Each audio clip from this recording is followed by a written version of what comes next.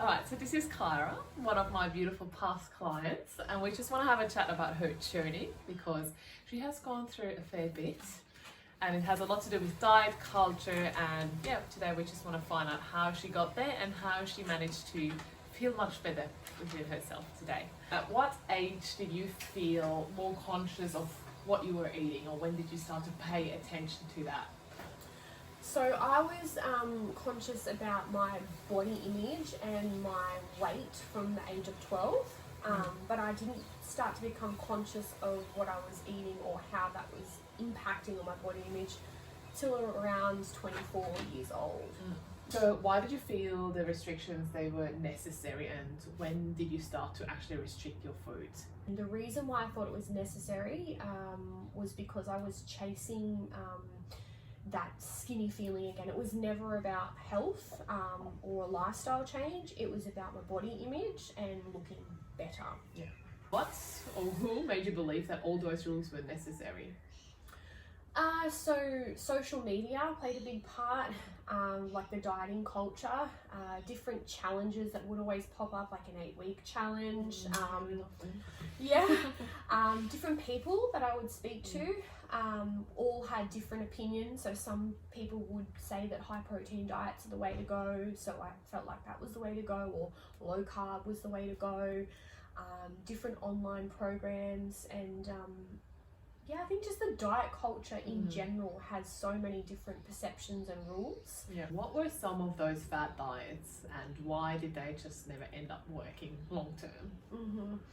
So I was on a program where you're only allowed to eat 800 calories a day, and if you don't lose weight on one of those days, the following day you have to eat 8 apples and that's it. You also have to eat 3 liters of water and take a huge amount of supplements because it's actually not giving your body the vitamins and nutrients that it needs. I did keto diet, I did shakes, I did like 7-week challenges, so many different diets. Did any of them work long term? No, so the reason why they didn't work is because I would restrict so much that in the end my body was literally starving, and I would then binge. I'd go off the rails, and then it started that cycle of I would do really, really well, and then I'd fall off the wagon, and then I beat myself up. So that was the mental side of things. And the other reason why is because they're not maintainable, they're not realistic, and it's very hard to find something that fits into these diets when you're going out in a social setting. So they weren't maintainable. Yeah. You mentioned those cycles where you would go through stages of binging and restricting and punishing yourself. In what place did you end up?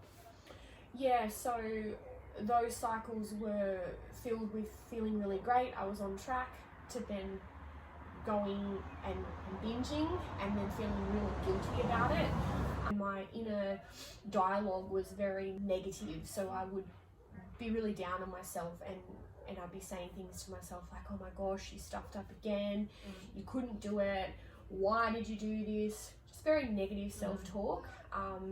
And that actually led to an eating disorder. And that's when I needed to seek holistic support, which was your nutrition support and also the support of a psychologist, working together to help me recover from that.